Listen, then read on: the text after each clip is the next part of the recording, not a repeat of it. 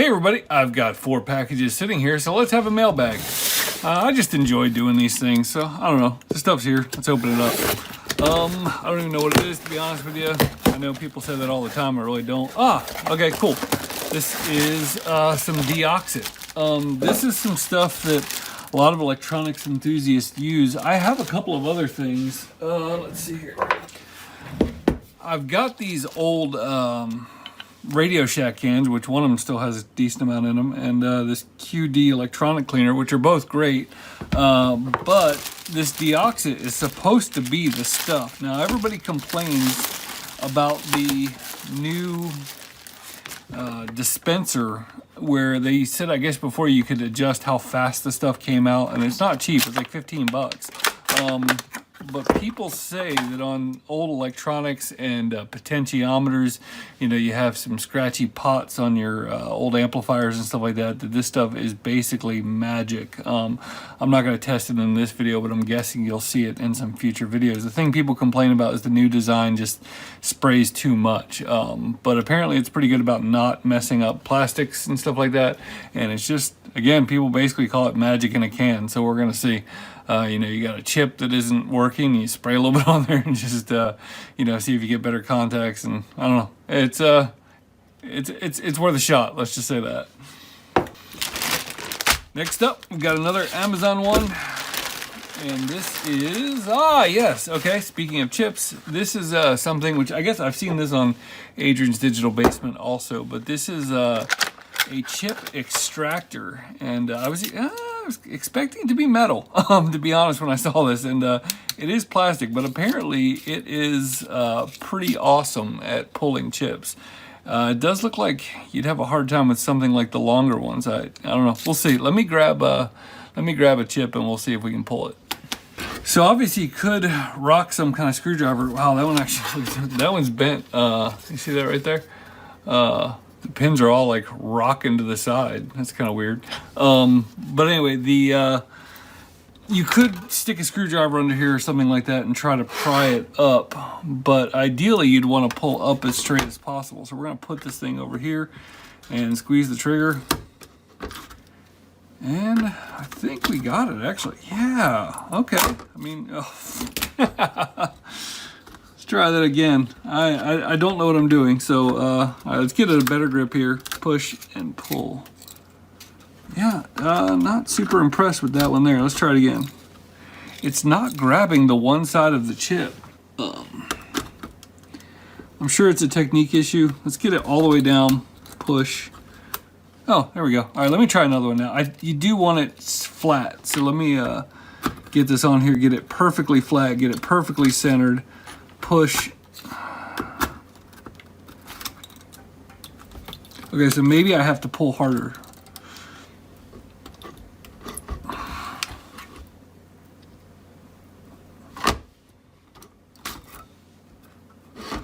I'll be honest with you, I'm not super impressed with the initial thing. So this is, I mean, this is a very thin metal. This is clearly plastic. And it just doesn't have enough pull.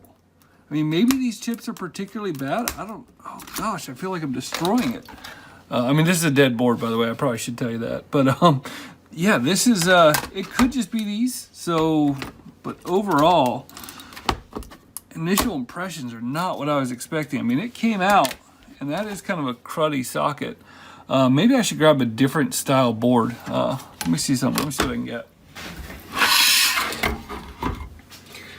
Here is another ROM chip with a Z80 CPU on this side, and we've got some Z80 support chips on this side. So I'm going to do this one. Let's just come in here, squeeze it. Okay. So I wonder if there's just, well, now I'm stuck. Is there a release? Oh, there's a release. Right, that's a release. Looks like a release. What does this little thing do?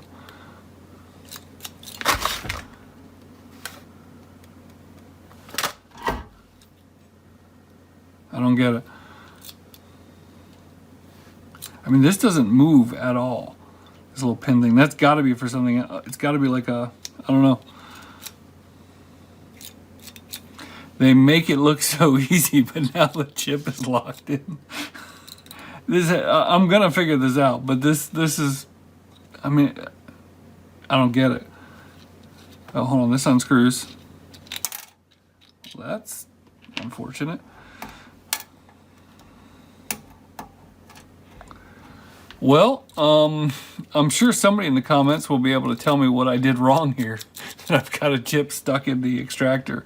Yeah, we'll come back to this one. Oh, when I slid the board, it just popped, and the chip just shot out, and it did come out undamaged. Let's try this one more time. We got this. We got time. I only have 4 items. All right, so we're gonna center it. We're gonna pull. Okay, that's beautiful. But now we're stuck. So we have to figure out, what does that mean? How do you? Oh, just something like you push. You push the sides to release. Okay, that is not bad. Now, okay, so we're gonna gotta get this one too. Okay, I kind of dig it. Yeah, that's not bad. Let's try it one more time. Okay, and then if it was stuck, you can push something on the side here that I pushed, caused it to release. And yeah, that's not bad. Okay. All right, well, we're gonna see. People really like this thing, so I'm gonna assume that they're right and I'm wrong, which is something I think you should generally do. You know, I don't know, I'll see. I'm not trying to teach lessons here. I'm just opening up mail. All right, speaking of opening up mail, let's see this bad boy here. This is,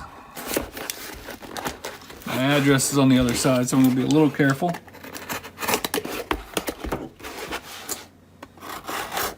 I think this is an eBay one. Yes. Okay. So I kind of did something stupid, which if you watch many mailbag videos, you'll hear people tell about how we did things without fully thinking about them. But so I bought this one. That's funny clips. I bought this one from a seller on eBay, and it was not expensive, but it wasn't cheap. But this guy redoes these power supplies and makes them compatible with things like Apple IIs and Apple IIcs and all that kind of stuff. And so I have 2 vintage computers that use odd power supplies that I don't have the power supply for. The first one is the Apple IIc, the second one is the PC Junior. And what I should have done is torn down the Apple IIc before I bought a power supply for it, in the thing that like a battery had exploded in there or something like that that was going to make it, or it looked like it was flooded or something. Instead, in my exuberance after getting all that stuff, I ordered the power supply for the one so I could play with it. We will find out in a future video if that was a big mistake or not. And last but not least, we have this one. And we've got a box inside of a box. I know what this is. This is ribbon cable, you know, similar to what you would use on the DuPonts, but also what you would use on things like floppy cables and stuff like that. So I am working on a couple of custom IDC cables and pin header cables and things like that. And so I got various widths and styles of ribbon cable. Now I didn't get any of the big stuff. I'm eventually going to do that, do some 40 pin and 20 pin stuff, and maybe build some Raspberry Pi headers and all that kind of stuff. But for my immediate needs, I'm mainly working with video signals and ROMs. So primarily video signals this stuff is for. So I will be making some smaller VGA style cables and CGA cables and little things like that. I know shielding, whatever, but this is these are very short cables to adapt things. So that is why I got this ribbon cable.